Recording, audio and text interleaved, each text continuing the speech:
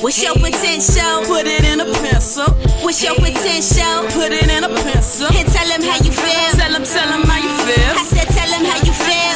Tell them how you feel. Gathering creativity, but nowhere to display. Too much hate we get to face, so we choose to turn away. But nah, not today. Your canvas is where you're standing, whether street corner or campus. Girl, just keep advancing. Don't change you when them dark clouds hover. Uncover your true potential and switch that watercolor suffer. Why? Your imagination's contagious. Creations can adorn the blankest pages. Even heal a nation that's tainted. Black faces from lack of salvation. Girl, time is wasting, so emerge with ideas ears never heard. Submerge words and show the true potential of a black girl. Word. Hey, young girl, it's your world too. Hey, young girl, you should go express your truth. Young girl, it's your world too. Young girl, you should go express your truth. What's your potential? Put it in a pencil. What's your potential? Click that button. So there are some really interdisciplinary ideas about form and formlessness that have launched us into this project, but at a really practical level, it was let's bring people together who have already been in some kind of relationship with one another to explore this idea together. So making and art is a really key part of the project as well, which is why if you came to the Open Studio before, that was an outgrowth of the collaboration. So the creativity that you were experiencing there is built into how we co-make sense together in the project. Like when you celebrated with Black girls at least 50, I'm just in a constant sort of presence. It is like a sacred spiritual awareness.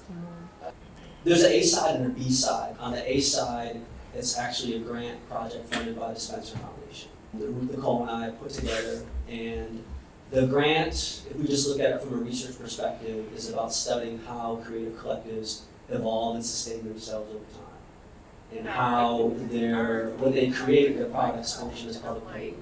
We wrote the grant in a way where it would be a participatory method, so that the people who are participants, research participants, who are the people in the room, actually also speak into the research design, speak into the generation of what we might think about as data, and co-make sense with us along the way.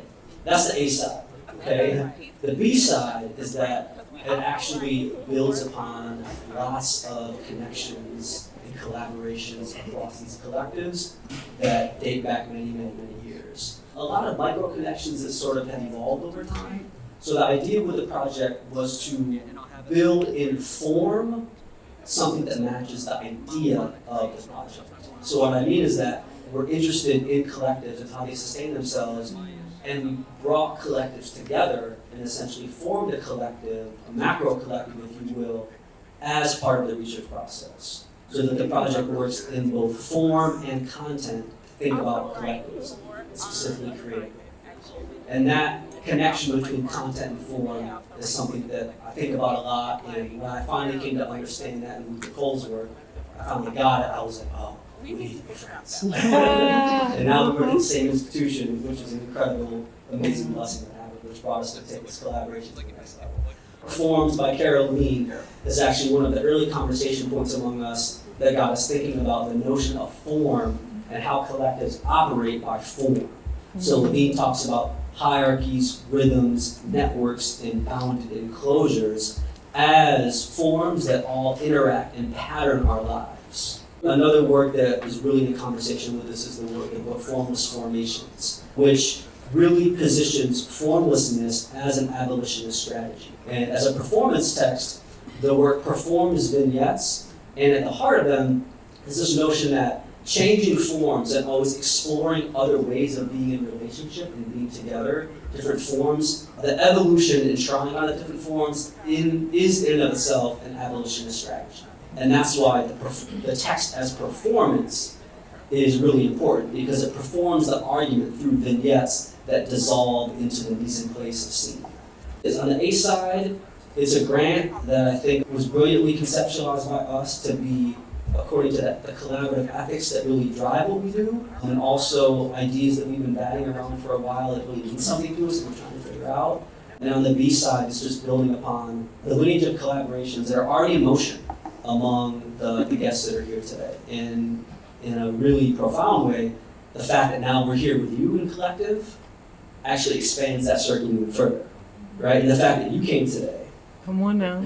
right, and wasn't supposed to be here, right? And now it's all of a sudden people are like, you should come back, right? We are actually performing the academic idea of collaboration and collectivism, which again, I think we start to argue is actually an abolitionist strategy. I've been working with Soul High for 15 years. Soul High is 16 years old.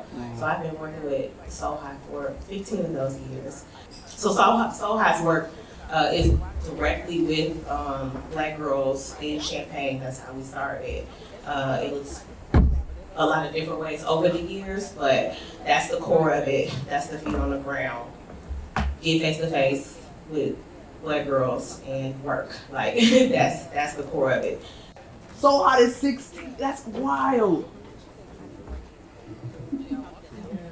From institution, and to keep it going, to have Black Girl Genius Week at multiple places. You know, I posed a question on Twitter. I was like, for any tenure track professors out there, if you didn't have this appointment, what would you be doing? Would you be still doing the same work? Like, could you take this work out of the ivory tower and go into a communal space and really create? Come on. And I think, you know, that's been my frustration. Like, I should be in those spaces. We developed a 25-track dissertation where I was looking at anti-Black experiences Black males face at historically Black institutions in the state of Oklahoma. So I'm looking at various private university, public university, Christian university, metropolitan university, Hispanic urban HBCUs, not HBCUs, but looking at all those different individuals, student athletes, and like how do we talk about Blackface on campus through an album? How do we talk about campus police following us, profiling us? There's this saying that my auntie told me a long time ago: you make decisions for 7 generations ahead. Because in our culture, we're the 7th generation. We're supposed to be the ones to bring everything back after so much ethnocide from the government. But making decisions for 7 generations ahead of you, I think a lot of people could benefit from learning that right now, in government, more specifically. As I said before, making and creating was a key part of the project. So, like sense making with the data, so to speak, that was generated. So, one thing that I did that was an entry point for sense making with Nicole and I in our deep dives was tune into the audio from our exchange sessions and create compositions with them. And I just kind of came to call them tune-ins as a particular type of genre because I was tuning into the data. And those of you who came to the studio session, that's what I was walking through over there. They do not understand that the first thing about a revolutionary is creating. That's the first thing, is about creating. And I listened and I wondered how many of us teach with the intent that what we do will like regenerate itself. And that if we thought about that way, how intentional will we be on making sure certain things are included, certain ideas and thoughts, and we would be intentional about eliminating some things as well. So I also felt it in my body.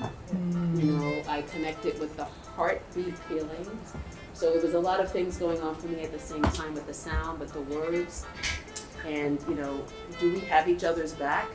Like when things get rough, do you throw that person under the bus because you might get the points at TC or get, I don't know, favor from a teacher, or do you stand by that person? I think a lot about that, what places like this push us to do to each other. That's just a little bit of what I got from there.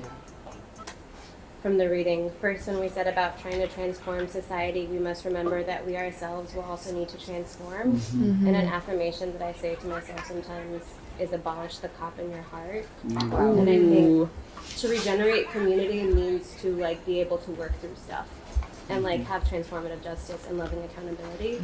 And everything that I've ever learned about surviving in this society is the opposite of that, and it's really hard. I thought about this idea of like collective ecosystems that y'all are creating, right? This idea of macro collectives. But thinking about how art on the article with Marian Kaba, it says art is only important to the extent that it aids in the liberation of our people. This is a sense-making, an artistic sense-making artifact. That this is sort of like a bringing into the collective, so we're together, we get to listen to this. But that specific phrase, as I was trying to make sense of our conversation, a pivot sonically and intellectually to try to bring it to some kind of closure that also didn't simplify the real conundrum, the systemic conundrum that Knoxx was narrating through capitalism and settler colonialism. The question that Blair asked, what's the wholeness of the situation and what can I remember? We can't build community because of these terms, throw them all away. And that was such a powerful moment that you modeled for me to see how easy you were willing to just let it go. Come on now. Come on. Like, so each ooh-wee, it's like, yeah. Right, so it's all of that, and that's part of the collective. Because sometimes you be talking like, hear what I'm talking about? This thing on. And then somebody in the crowd hit you with that amen, that ooh-wee, you like, Anna tells me we be in class and she was like, really? 3 ooh-wees? I'm like, that's the collectiveness that everybody has their part. And that's the beauty of it. Like everybody, even the sounds play a part in our collectiveness, our liberation, our joy, our healing. Even the sounds play a part.